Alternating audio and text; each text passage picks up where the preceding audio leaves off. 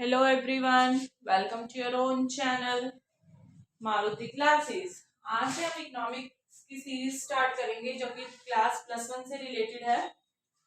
सबसे पहले इकोनॉमिक्स को करने से पहले हमारे पास जो ये चैप्टर है concept of economics and statistics, तो इसको हम करने से पहले बेसिक टर्म्स को डिफाइन करेंगे।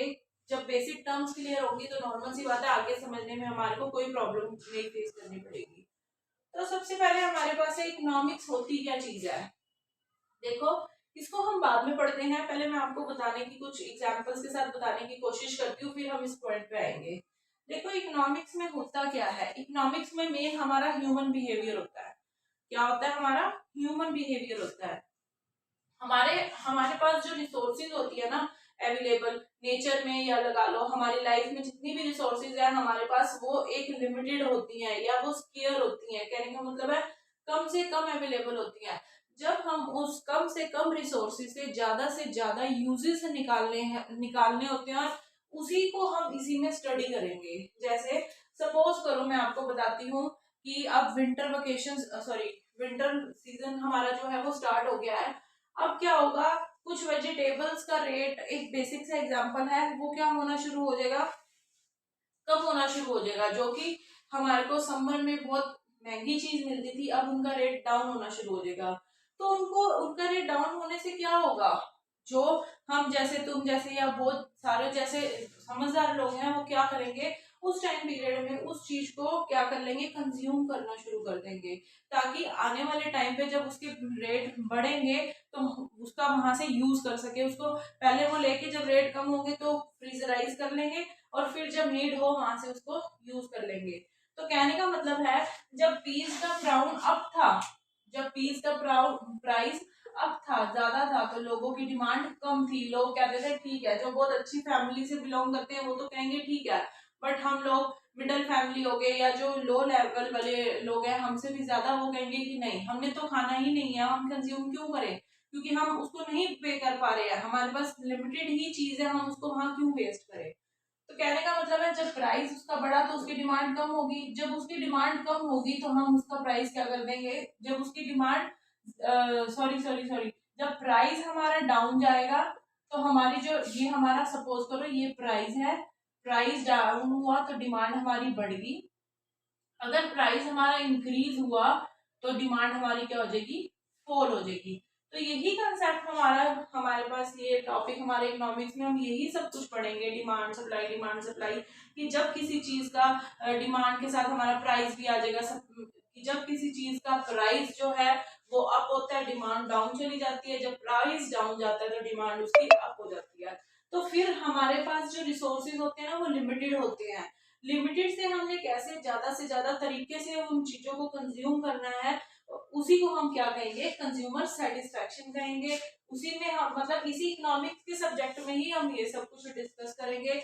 अब कंज्यूमर तो सेटिस्फाइड हो गया, ठीक है, उसने पीस क्या कर लिया, ज्यादा से ज्यादा विंटर सीजन में कंज्यूम कर लिए। तो जहां जहां कंज्यूमर को बेनिफिट मिल रहा है तो प्रोड्यूसर को भी तो बेनिफिट मिलेगा ना। जितना ज्यादा सेल करेगा उतने ज्यादा प्रॉफिट होंगे, उतने ज्यादा प्रॉफिट होंगे, तो इसी के साथ साथ सोसाइटी का भी क्या होगा, वेलफेयर होगा। ठीक है, तो ये तो सब्जेक्ट आ गया हमारे इकोनॉमिक्स में। हम बेसिकली पढ़ते क्या है, इसीलिए लिखा हुआ है कि ये एक साइंस है, किसकी, ह्यूमन बिहेवियर की। किसके साथ कंसर्न है, allocation of sphere means in such a allocation मतलब अरेंजमेंट करना, उसको यूटिलाइज करना, जितने भी हमारे स्कार्स मीन है इस वे में करना, ताकि हमें कंज्यूमर को मैक्सिमम सेटिस्फेक्शन भी मिले और प्रोड्यूसर मैक्सिमम प्रॉफिट कमा सके और सोसाइटी सोशल वेलफेयर गेन कर सके। तो यही हमारे इकोनॉमिक्स है। अगर कोई इसके हमारे से पूछे कैरेक्टरिस्टिक्स क्या चीज होती है, तो इसी को टुकड़ों में तोड़ देना। ये साइंस है ह्यूमन बिहेवियर की, पहला पॉइंट कंज्यूमर सेटिस्फेक्शन, दूसरा point allocation of resources, third point producer can maximise profit, ये हमारा नेक्स्ट पॉइंट, और social society can also get welfare from this, तो ये हमारा नेक्स्ट पॉइंट हो गया। तो देखो आपको कैसे समझ आ रहा है, ठीक है। अब हम इसके बाद कुछ बेसिक टर्म्स पे आते हैं जो कि इकोनॉमिक्स करने से पहले जरूरी है। जैसे सबसे पहले आ गया कि कंज्यूमर कौन होता है। कंज्यूमर वो होता है जो कंज्यूम करता है गुड्स एंड सर्विसेज को अपनी सेटिस्फेक्शन के लिए। अब मेरे को पीस की रिक्वायरमेंट है, मुझे आईफोन की रिक्वायरमेंट है और मैं उसको मार्केट से परचेज करके ला रही हूँ और उससे मुझे सेटिस्फेक्शन मिल रही है, तो मैं कौन हूँ? मैं एक कंज्यूमर हूँ। अब प्रोड्यूसर कौन होता है? प्रोड्यूसर प्रोड्यूसर से ही प्रोड्यूस वर्ड निकल के आ रहा है। तो प्रोड्यूसर वो पर्सन होता है जो गुड्स एंड सर्विसेज को प्रोड्यूस करता है। और किसके लिए प्रोड्यूस करता है? कंज्यूमर के लिए प्रोड्यूस करता है। तो क्या ये दोनों टर्म्स क्लियर हुई? होप आप सबको समझ आ रहा है।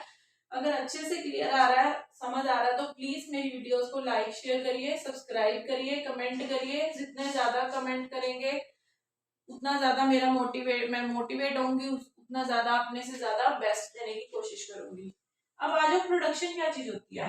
देखो ये सारी टर्म्स ना एक दूसरे से रिलेटेड है। कैसे? अभी इस पॉइंट के बाद हम डिस्कस करते हैं। प्रोडक्शन क्या होता है? प्रोडक्शन ना अब एक प्रोसेस आ गया हमारे पास। जो प्रोडक्शन है ये क्या है? ये एक प्रोसेस है जिससे हम रॉ मटेरियल से फाइनल गुड्स पे जाते हैं, मतलब गुड्स को प्रिपेयर करते हैं। एक छोटा सा एग्जांपल लेके आती हूँ। जैसे हमने चेयर्स बना दिया, जब हमें चेयर्स बनानी है उसके लिए हमें वुड की जरूरत है कि नहीं है? वुड की जरूरत है। क्या सिंपल वुड को तुम चेयर की तरह यूज कर सकते हो? नहीं। जो चीज रॉ फॉर्म में है ना, अभी वो चीज रेडी नहीं है, कच्चा पक्का है, कच्चा ही है वो सामान, अभी हमने उसको फाइनल मतलब शेप नहीं दी उसको उस चीज की, तो वो हमारा तब तक रॉ चीज कहलाएगा। तो प्रोडक्शन ना एक प्रोसेस होता है। मेन प्रोडक्शन में प्रोसेस याद रखना है कि प्रोडक्ट ये क्या होता है? प्रोसेस होता है जिससे हम रॉ मटेरियल को किसमें चेंज कर देते हैं? यूजफुल थिंग्स में कर सकते हैं। जैसे वुड है, वुड का वैसे तो काफी यूज होते हैं, बट हम उस वुड को यूज करके और यूजफुल चीजें बना सकते हैं। हम उसको बेड बनवाते हैं, अपना सोफा सेट बनाते हैं, चेयर्स टेबल्स बनाते हैं। तो यही हमारा क्या कहलाता है? प्रोडक्शन। मेन इसमें क्या याद रखना है कि ये प्रोसेस है, ये एक ऐसी प्रक्रिया है जिसमें हम रॉ मटेरियल को कन्वर्ट करके यूजफुल थिंग्स को प्रोड्यूस करते हैं। इसके बाद अब आता है अगला पॉइंट, सेविंग। अब इसमें एक कंजप्शन का पार्ट रह गया है। इसमें अभी मैंने कंजप्शन नहीं बताया, वो इसलिए थोड़ा स्लो डाउन कर दिया क्योंकि नेक्स्ट टॉपिक में वो आएगा तो हम उसको वहां डीपली पढ़ लेंगे। अब सेविंग क्या चीज होती है? सेविंग हमारे पास ये चीज होती है कि कुछ पार्ट इनकम का जो हमने कहीं पे लगाया नहीं है उसको बचा के रख लिया है, वो हमारी सेविंग होती है। जैसे मेरे पास 20,000 आए एज माई इनकम सपोज करो, और उसमें से एक 10,000 मैंने सेव करके रख लिया, उसको कहीं यूज नहीं करा, बाकी 10,000 मैंने अपना यूज कर लिया। तो जो मैंने बचा के रखा है ना, जिसको यूज नहीं करा, वो मेरी क्या कहलाएगी? सेविंग कहलाएगी। तो ये क्या हो गया कि इनकम का वो पार्ट, कहने का मतलब है मैंने एग्जांपल लिया 20,000, इसको दो पार्ट में मैंने ले लिया 10,000 एंड 10,000। ये तो स्पेंड हो गया था और ये मैंने बचा के रख लिया, ये मैंने सेव कर लिया। तो ये मेरी इनकम का वो वाला पार्ट जिसको मैंने सेव कर लिया, जिसको यूज नहीं करा, ये वाला पार्ट मेरा क्या कहलाएगा? सेविंग कहलाएगा। अब समझ आया एग्जाम्पल के साथ? होप अच्छे से क्लियर हो रहा है। अब हम करते हैं इन्वेस्टमेंट क्या चीज होती है।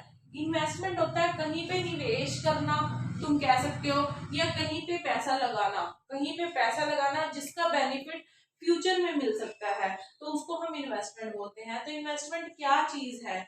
इन्वेस्टमेंट हमारा एक्सपेंडिचर है। एक्सपेंडिचर है मतलब एक खर्चा है कि एक जो प्रोड्यूसर लगा रहा है किस पे? परचेज ऑफ एसेट्स पे, अपनी इनकम जनरेट करने के लिए, वो हमारी क्या कहलाई जाती है? इन्वेस्टमेंट। सपोज करो मैंने एक कोई फैक्ट्री खोली है, प्लाईवुड की लगा लो या किसी भी चीज की, कोई भी मैंने खोला है, उसके लिए सबसे पहले तो मुझे इन्वेस्टमेंट करनी पड़ेगी ना। उस बिजनेस को स्टार्ट करने से पहले मुझे कुछ पैसा लगाना है। सपोज करो मुझे गारमेंट्स की शॉप या शोरूम ओपन करना है, तो शोरूम ओपन करने से पहले एक एक्सपेंडिचर, एक बड़ी यूनिट का खर्चा करना पड़ेगा ना। उस यूनिट का खर्चा करके क्या होगा कि फ्यूचर आने वाले टाइम पे मैं वहां से क्या कर सकती हूँ? इनकम जनरेट कर सकती हूँ, वहां से मेरा एक इनकम का सोर्स क्रिएट हो जाएगा। तो यही इन्वेस्टमेंट है कि जो एक्सपेंडिचर एक प्रोड्यूसर लगाता है कुछ भी एसेट को परचेज करने में, ताकि वो आने वाले टाइम पे उससे इनकम जनरेट कर सके। तो ये तो था हमारा इन्वेस्टमेंट का कंसेप्ट। अब इसके बाद हम पढ़ेंगे इकोनॉमिक एक्टिविटी, पढ़ेंगे इकोनॉमिक प्रॉब्लम पढ़ेंगे, और आगे का जितने भी टॉपिक्स हमारे रह गए हैं मैं बुक के अकॉर्डिंग ही करा रही हूँ। तो आपको होप समझ आ रहा है, तो प्लीज चैनल को भी लाइक शेयर सब्सक्राइब जरूर करिए, और जो पॉइंट नहीं क्लियर हो रहा तो कमेंट में मेंशन करिए, हम उसको दोबारा से डिस्कस करेंगे। Thank you. राम राम सबको।